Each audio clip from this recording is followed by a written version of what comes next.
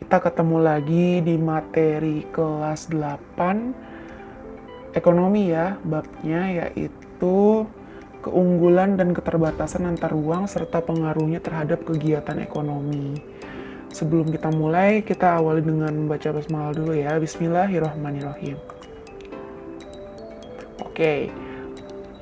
Ada beberapa hal yang akan dibahas dalam bab ini. Yang pertama adalah keunggulan dan keterbatasan antar ruang dan pelaku ekonomi. Kemudian perdagangan antar daerah, perdagangan antar pulau, dan perdagangan antar negara.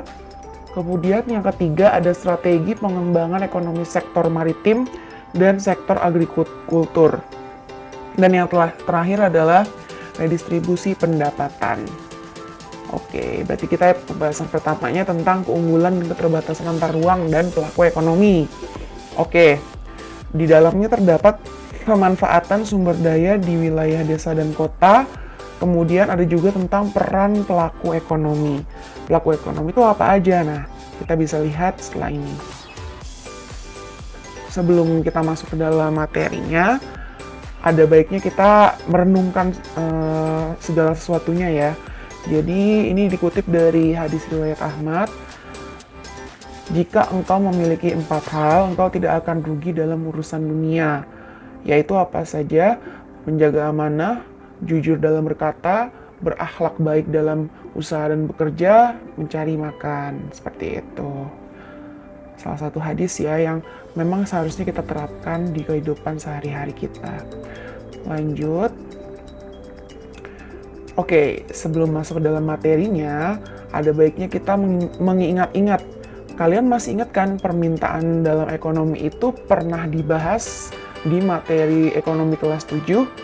Iya benar, jadi permintaan itu yang seperti ini. Kalau kalian menemukan kata-kata yang ibarat seperti logikanya, jika harga barang rendah maka permintaan akan meningkat. Nah itu adalah bentuk dari logikanya permintaan. Permintaan itu apa? Permintaan itu adalah keinginan yang disertai oleh kemampuan untuk membeli barang dan jasa, barang atau jasa pada tingkat harga dan waktu tertentu. Jadi kemampuan untuk membeli. Kita di sini dalam permintaan berasal dari pihak konsumen.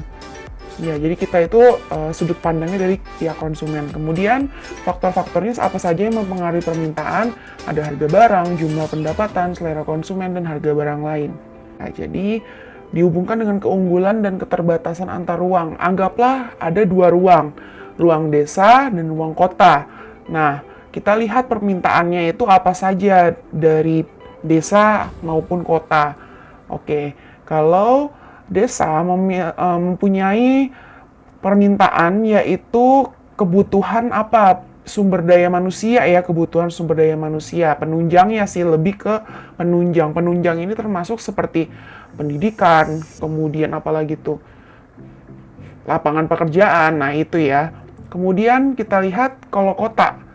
Perbandingannya kita bandingkan dengan kota. Sedangkan kota membutuhkan hasil sumber daya alam.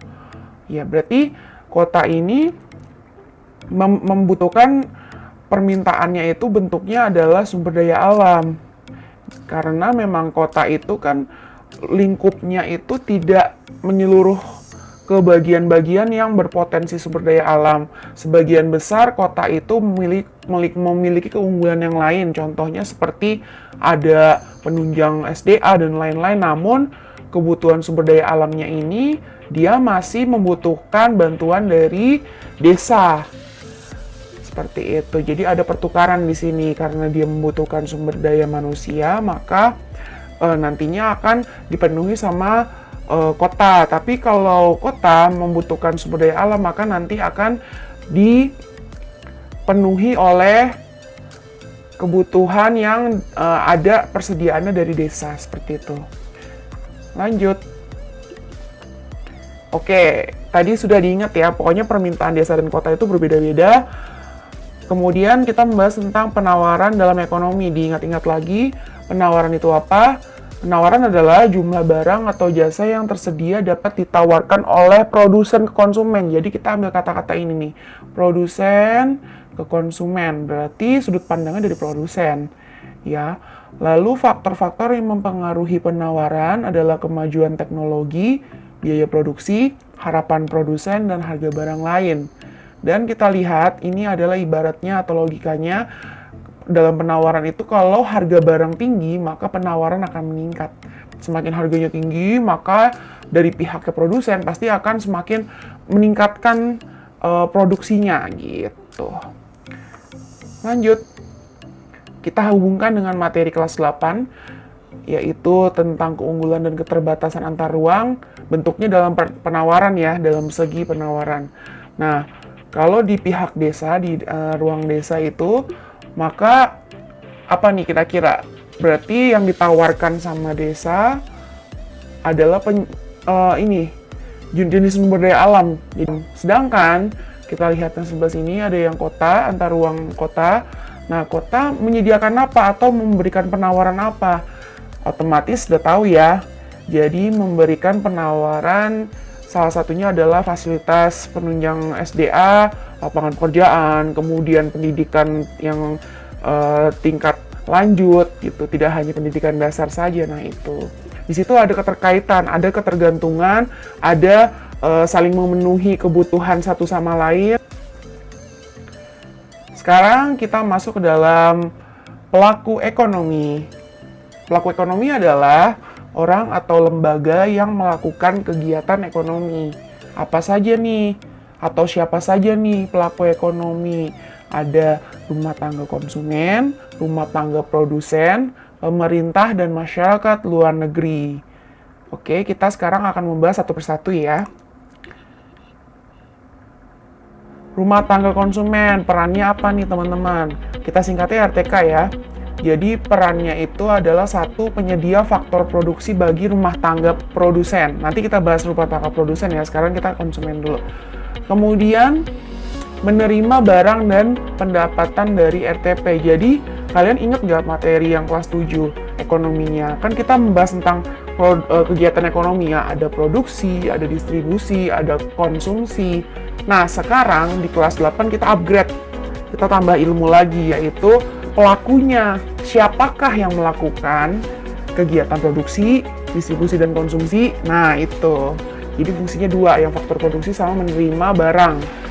Kemudian, yang kedua, rumah tangga produsen yang kita singkat RTP, perannya adalah menghasilkan barang atau jasa untuk RTK, kemudian membayar balas jasa faktor produksi. Nah, jadi RTP itu kan produsen ya, dari kata produsen. Berarti si pelaku produsennya ini, dia itu pasti pertama menghasilkan barang atau jasa, atau dia mempunyai penawaran barang atau jasa untuk RTK yang tadi. Terus, yang kedua, dia itu juga membayar balas jasa faktor produksi. Jadi, bentuknya adalah memberikan upah, kemudian memberikan sewa, kemudian memberikan laba atau keuntungan, dan lain sebagainya.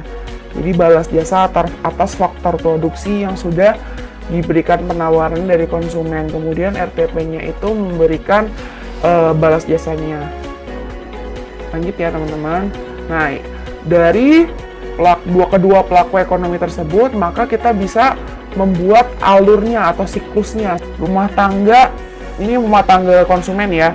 Perusahaan ini adalah rumah tangga produsen.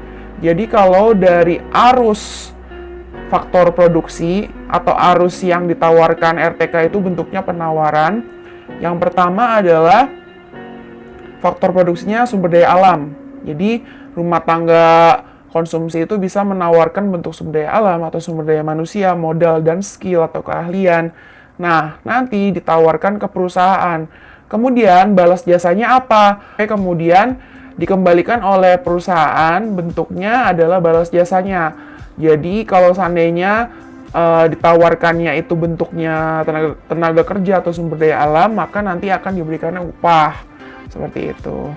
Kemudian kalau kita lihat arus barang atau jasa, arus barang atau jasa ini kita lihat yang 3 ya, alur 3 dan 4. Alur 3 dan 4 ini adalah awalnya dari rumah tangga produsen. Jadi rumah tangga produsen itulah yang menawarkan barang atau jasanya ke rumah tangga konsumen. Misalkan dia itu perusahaan sembako, salah satu sembako. Nah, nanti dia menawarkan atau menjual ke rumah tangga konsumen barang-barang sembakonya, dan feedbacknya apa dari rumah tangga konsumen? Maka rumah tangga konsumen itu akan memberikan biayanya, harganya, memberikan nominalnya untuk membayar dari barang atau jasa yang sudah dibeli dari perusahaan. Lanjut ya. Sekarang kita tambah lagi, tadi kan sudah 2, sekarang yang ketiga. Yang ketiga adalah masyarakat luar negeri. Jadi pelaku ekonomi masyarakat luar negeri ini, yang sebelah sini, dia itu melakukan 2 peran. Yang berperan pertama dalam ekspor dan impornya kita. Kemudian yang kedua adalah devisa. Kalau ekspor impor itu berhubungan sama rumah tangga konsumen dan rumah tangga produsen. Kemudian kalau devisa itu berhubungannya dengan pemerintah. Lalu yang terakhir, pelakunya ekonomi yang paling penting juga gitu ya, yang menjadi pusatnya sebenarnya itu adalah pemerintah. Pemerintah itu ada 2 peran yang bisa dilihat. Yang pertama dalam bentuk devisa, berarti menerima pemasukan atau devisa dari masyarakat luar negeri. Lalu pemerintah juga sebagai penerima atau penyedia fasilitas dan memberikan kebijakan berupa pajak dan lain-lain seperti itu kepada RTK, RTP, dan ya intinya seperti itu. Sekarang kita lihat ya.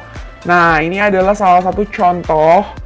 Lihat dari sini ya, contoh pelaku ekonomi 4 sektor. Atau bentuknya kita melihatnya dari arus faktor produksi. Ingat ya, ini faktor produksi loh, bukan faktor barang atau jasa. Jadi ini lebih ke faktor produksi. Contohnya langsung dari saya aja ya. Saya di sini dengan sebagai RTK, kemudian Bu Hati Islamic School sebagai sekolahnya yang saya nanti akan kerja di sana.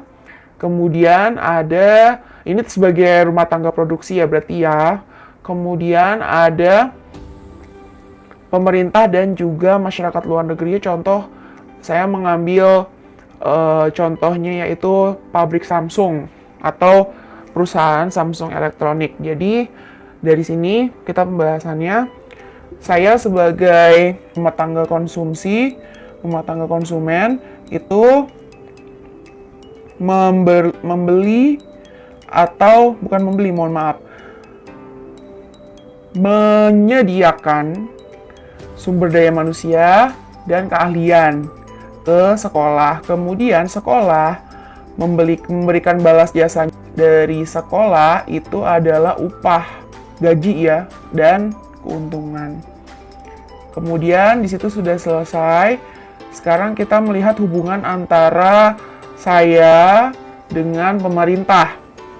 Kalau saya dengan pemerintah, sudah pasti ya, pemerintah itu kan punya kebijakan membayar pajak ya. Jadi meminta seluruh masyarakat, termasuk perusahaan dan lain-lain untuk berpartisipasi membayar pajak. Nah, jadi saya membayarkan pajak ke pemerintah, kemudian pemerintah memberikan balas jasanya apa? Balas jasanya adalah layanan, jadi atau fasilitas. Misalkan fasilitasnya kita sudah bayar pajak, otomatis kan nanti dialihkan uang pajaknya itu ke pembangunan. Misalkan ada pembangunan flyover, pembangunan MRT, pembangunan yang kita bisa pergunakan secara bersama-sama. Seluruh masyarakat Indonesia bisa merasakan fasilitas tersebut. Ya, seperti itu. Kemudian tidak sama juga halnya dengan sekolah, karena sebagai rumah tangga produsen berperan pertama sebagai pembayar pajak, kemudian diberikan fasilitas seperti macam subsidi dan lain-lain. Kan kalian pernah dengar kalau sekolah itu mendapat biaya operasional sekolah atau BOS. Kemudian hubungannya antara RTK dengan masyarakat luar negeri, atau yang di sini misalkan saya sebagai RTK dan contohnya masyarakat luar negeri yaitu perusahaan Samsung Elektronik. Jadi saya misalkan punya tablet Samsung. Nah, terus dari masyarakat luar negeri berarti mengimpor barang ke saya karena saya membeli tablet. Kemudian bentuknya berarti perdagangan internasional ya. Samsung mendapatkan keuntungan, kemudian saya mendapatkan barang yang saya ingin pergunakan. Contohnya itu kalau untuk hubungannya dengan masyarakat luar negeri, karena hubungannya itu berhubungan dengan perdagangan internasional, adanya ekspor dan impor. Kemudian yang terakhir adalah hubungan antara Samsung Elektronik dengan pemerintah. Jadi pemerintah ya, misalkan ada beberapa investor dari luar negeri yang menaruh sahamnya di perusahaan lokal. Nah, itu berarti nanti kan akan menambah pemasukan negara ya, karena kan pasti ada surat perizinan dan juga ada biaya-biaya tersendiri yang harus dibayarkan sama masyarakat luar negerinya ke pemerintah, seperti itu. Sekarang kita perbandingkan dengan contoh pelaku ekonomi 4 sektor, tapi harusnya barang atau jasa. Jadi lebih kayak jual beli aja lah gitu. Misal, jadi saya sebagai RTK, kemudian di sini ada produsennya yaitu CGV. Pernah dengar CGV nggak apa? Sama kayak Cinema XX1 ya. Jadi penyedia bioskop lah di Indonesia. Kemudian di sini tetap ada pemerintah juga dan masyarakat luar negeri. Masyarakat luar negeri yang saya pakai ini adalah Warner Bros. Jadi salah satu yang memproduksi atau production house-nya dari film-film terkenal di mancanegara gitu kan. Nah, mulai ya dari saya dulu, dari RTK dulu. Misalkan RTK saya mau nonton film. Saya mau nonton film di CGV, ya kan? Jadi otomatis saya beli tiket dan akhirnya saya nonton. Kemudian nanti dari CGV-nya akan menyediakan atau akan memberikan tayangan film yang kita sudah beli tiketnya. Nah, itu kan berarti ada hubungan timbal balik dari dua sektor dulu, dari saya dari RTK dengan RTP. Kemudian sudah ya, itu selesai dua sektor. Kemudian kita masuk ke sektornya yang berhubungan sama pemerintah. Saya ya kembali lagi tadi sama ya, jadi nggak beda dengan yang sebelumnya.